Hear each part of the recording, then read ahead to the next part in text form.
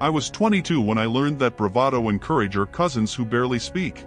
Bravado gets you into the mountains. Courage gets you out. It started in a low-ceilinged hostel in Gilgit, the kind of place where the walls keep a record of every boot that's ever brushed them and the kettle never really cools. I was supposed to follow the Karakoram highway to Skardu with a group, but the permit office had closed early and the group left without me. That's when Daniel slid into the bunk across from mine, a wiry backpacker with a chipped tooth and a grin that said he'd never met a locked door he couldn't squeeze under. "I know a shortcut," he said, voice low like a conspiracy. "Old military trail. Shaves 3 days off. Maps don't show it anymore. Locals say it's unlucky." "Unlucky how?" He leaned back and steepled his fingers. "Landslides, maybe. Wild dogs. Might be UXO." He said the last part with a shrug, like unexploded ordnance was just another species of wildflower. Every sensible cell in my body should have told me no. But the word shortcut hooked itself under my ribs, and when the morning sun hit the ridge like a blade I found myself lacing my boots next to him, steam from our chai mingling in the cold air. We bought stale bread, dried apricots, a greasy triangle of cheese.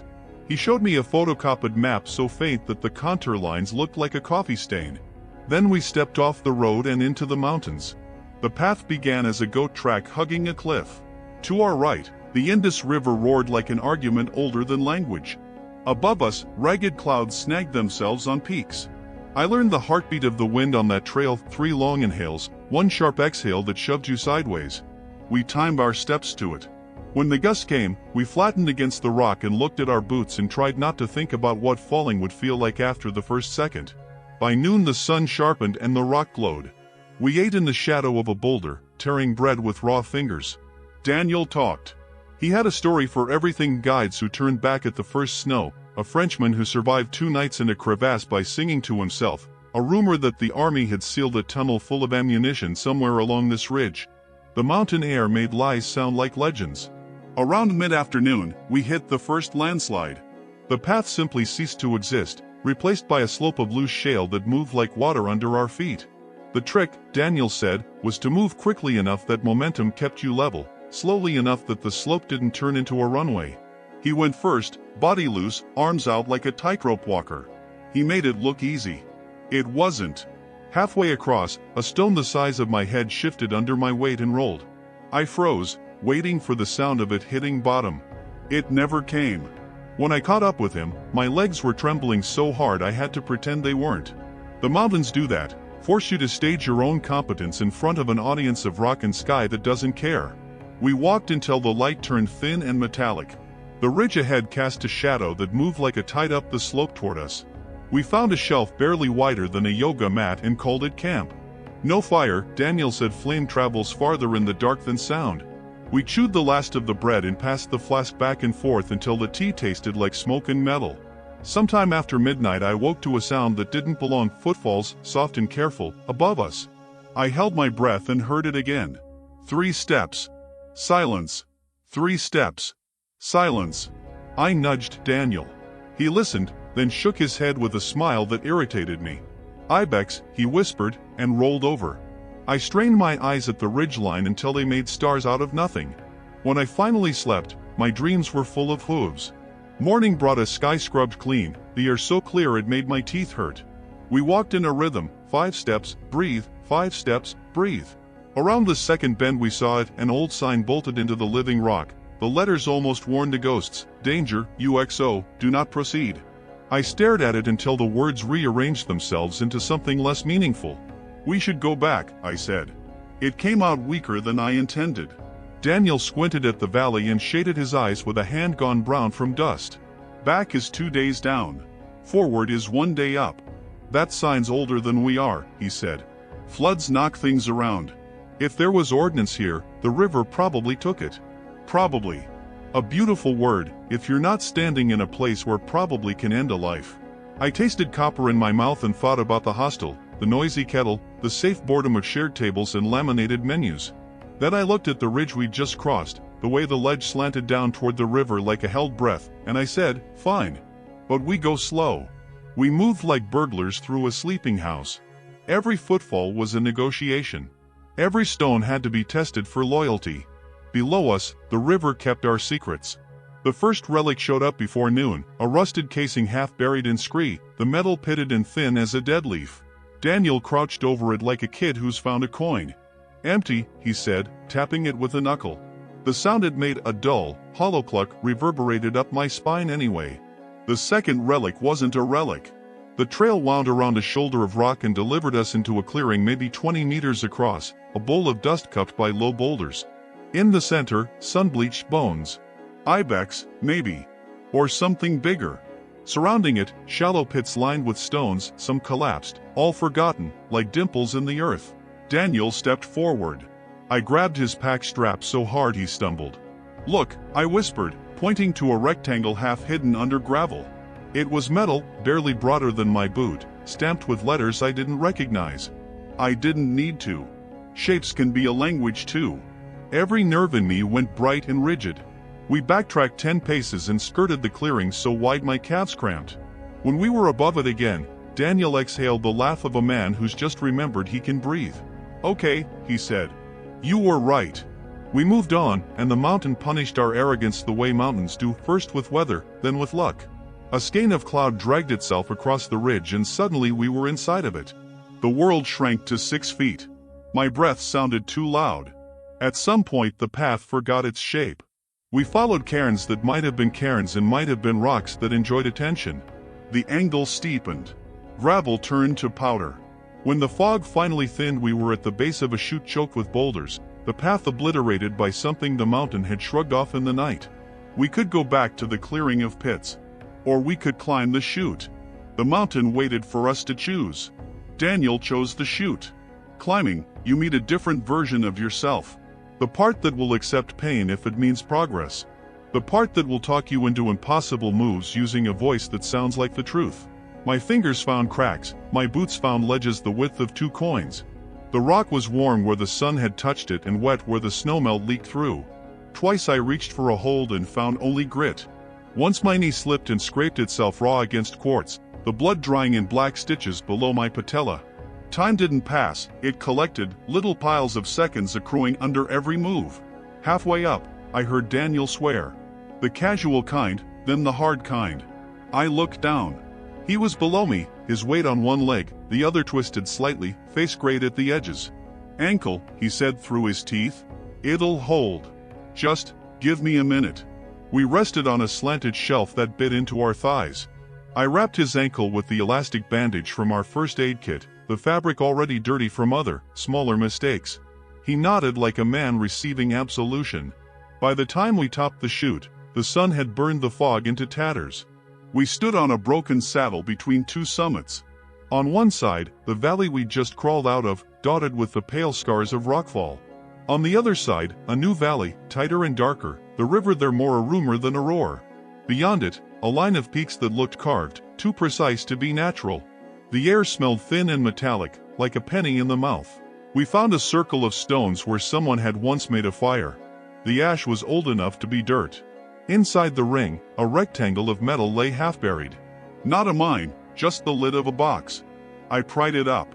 Beneath it was a shallow hole, empty except for a spent battery and the petal of some dead flower. Daniel watched me with an expression I couldn't read. "What?" I said. He looked away. "Nothing. Just imagine living up here long enough to cache anything." We traveled along the saddle until we reached a notch that funneled wind like a horn. In that notch stood a structure, low, concrete, half-collapsed, an old bunker or observation post, its roof a mosaic of cracks. The door, if there had been a door, was gone.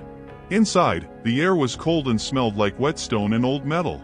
Someone had scratched initials into the wall a lifetime ago. I touched the letters and felt the ghost of knuckles. We sheltered there late afternoon into evening, grateful for a ceiling. I cleaned Daniel's ankle and offered him the last of the apricots. He took one, broke it in half, handed me the larger piece. "Did you hear it last night?" he asked suddenly. "The ibex?" He shook his head. "The radio." "What radio?" He tilted his head like he was listening to something. For a second I thought the altitude had done something to him. Then I heard it too, a faint, stuttering hum, a whisper of static that rose and faded, like breathing.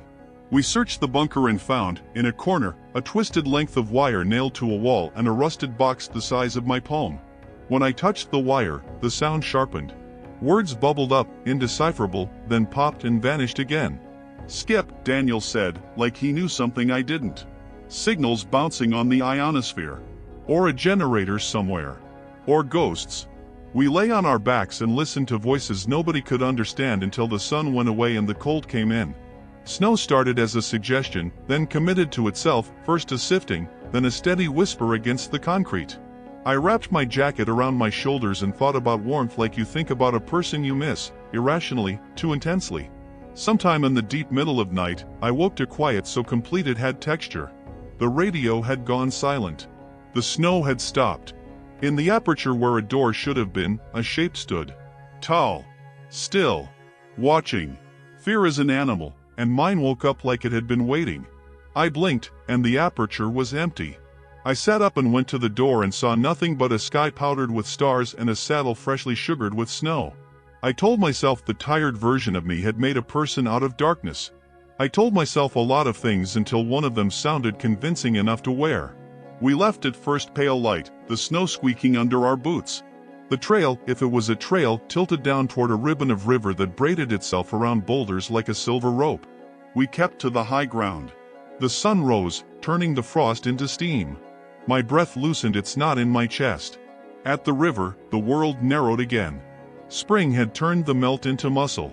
It wasn't deep mid-thigh, maybe, but it moved with intent, dragging pebbles and sticks and anything not nailed down. We needed to cross. Upstream, an ice bridge reached from bank to bank, the winter's last handwriting, but a brown bruise ran through the middle of it where the water had eaten upward. Daniel looked at me, then at the bridge, then at his ankle, which had grown into his boot. "Not that," I said. He nodded. We found a braided section where the river broke into 3 smaller mouths. We unbuckled our packs so if the river took us, it wouldn't take our lives with our gear. We stepped in. The cold was a weapon. It reached up under my skin and clenched everything it could reach.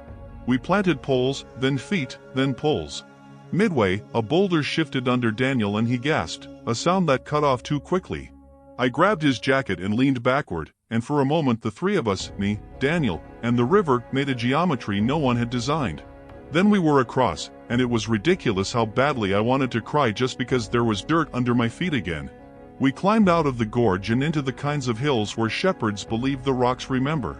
We saw the first human being in 2 days around noon, an old man in a cap, leaning on a stick, his goats cropping grass that had learned to be tough. He looked at us the way the mountain had, without hurry, curious only in the way reality is curious. Daniel greeted him in a string of Urdu that sounded learned from a phrase book in Polish.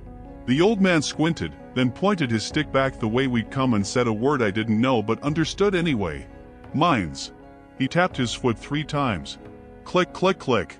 He pointed at Daniel's ankle, then made a face halfway between pity and admonishment. He pointed toward a thread of a path that led around the shoulder of a hill and down into a valley that had trees in it. Trees felt like confession. We followed that path. At some point I realized I had stopped listening for the river behind us. The wind smelled different, green, somehow. We crested a final rise and saw it, a village clinging to a slope as if it had grown out of it. Flat rooftops like steps. Smoke lifting from a chimney in a thin, honest line.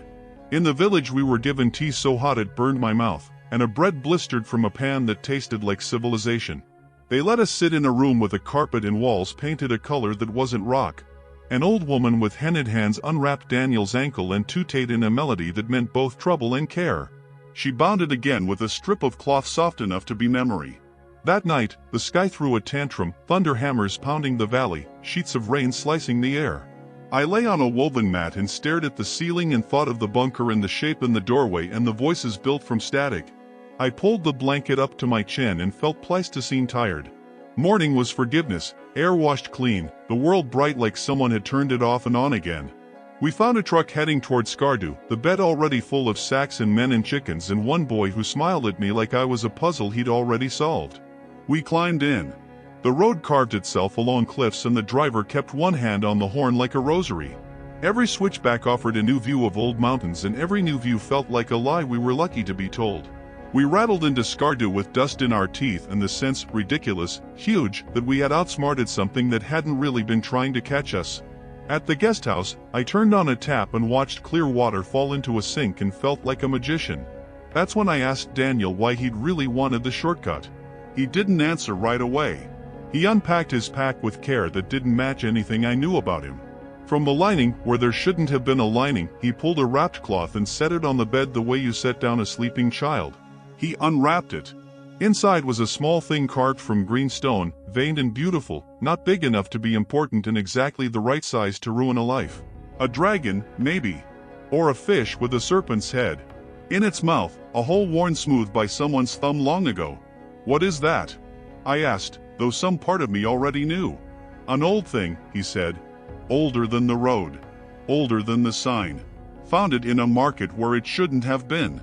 The man who had it didn't know what he had. The man who wants it back does. Who? Daniel looked at me with that chipped tooth like a failed prophecy. Does it matter? I thought about the footfalls in the night. The silhouette in the door. The radio whisper that might have been the sky breathing. It mattered in a way I didn't have the words for. We argued in whispers that felt like shouts. He said he'd sell it and become someone else in another city. I said he'd sell it and become a story told by someone else in another bar. He laughed, but it didn't reach his eyes. He wrapped the thing again and put it back where it wouldn't exist until it did. That night I dreamed of the clearing with the pits, the rectangle under the gravel, the way the word danger looks when you haven't slept enough. In the dream, Daniel stepped forward and the ground side and a bright white light unstitched the world. I woke with my heart beating like a trapped bird and listened to the undeniable quiet of a town pretending not to be in the middle of mountains too big for maps. We stayed 3 days. Daniel's ankle turned the colors of a bruise's education and then, slowly, remembered how to be an ankle. We didn't talk about the dragonfish again. We didn't talk about the shortcut. We wrote postcards we didn't send and learned how to say thank you in 3 separate dialects. Then, on the 4th morning, a shepherd came into town with news. A storm had taken the ice bridge on the river near the old bunker. 2 tourists had been seen on the ridge the previous afternoon. No one had seen them come down. We didn't look at each other. There are moments you can ruin by acknowledging them. We packed in silence. In the afternoon, the sky grayed and the valley lifted its shoulders against more rain. By dusk, a dull boom rolled across the peaks.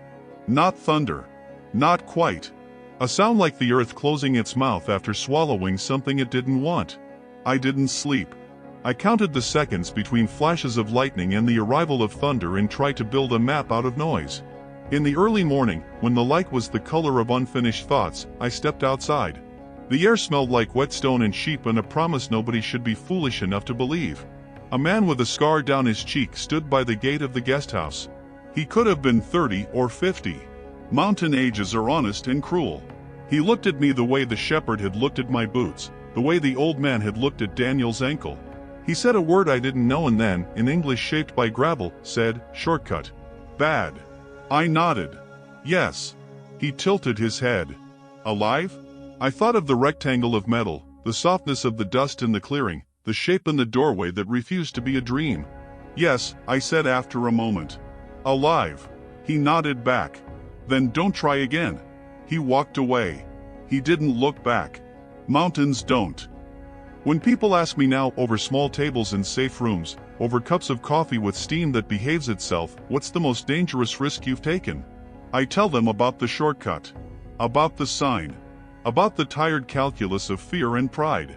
I tell them about the moment in the river when physics and cold and intention braided themselves into a geometry that could have ended me. I tell them about how we turned the radio's whisper into language because we needed to believe the world was talking to us. Sometimes someone will smile and say, "But you made it. So it was worth it, right?" I think of the dull boom that wasn't thunder. I think of a rectangular plate under dust. I think of a dragonfish wrapped in cloth inside a pack and the way desire rebrands theft as adventure.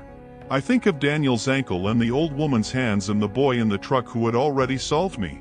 I think of the shape in the door that might have been fear dreaming with my eyes open. Was it worth it? Bravado wants me to say yes. Courage makes me say, "The mountain let me go." That's all. What I learned is simple in the way hard things are simple. Risk isn't a story you tell to make yourself larger. It's a debt you owe to every step that didn't break, every rock that held, every stranger who pointed you toward trees instead of pits. It's a coin you spend without knowing which side is up. I still walk sometimes, into hills that smell like rain and old metal, but now I listen for click click click before I trust any ground, literal or otherwise. And when the air goes thin and the voices fade to static, I remind myself that silence can be the truest map. I didn't outsmart the mountain. I didn't outbrave it. I passed through it the way weather passes, noticed by some, resented by others, forgotten by most. The most dangerous risk I ever took was believing I was the main character in a landscape that would not notice my absence. If you want a neat ending, something cinematic and certain, I don't have one. The trail out of Skardu turned into bus schedules and airports and rooms where the kettle whistled at the right times. Daniel sold the dragonfish or he didn't. The man who wanted it back found him or he didn't. Some nights, when the city's noise calcifies into silence, I hear a faint stutter of radio in the walls and my fingers reach for wire that isn't there. I go to the window and stand in the rectangle of darker dark and I make sure there is no silhouette in the doorway. Then I close the curtain. Then I sleep. And in the morning, when the air is bright like it has forgiven the night for existing, I lace my boots and choose streets instead of ridgelines, maps instead of shortcuts, and the kind of courage that says no.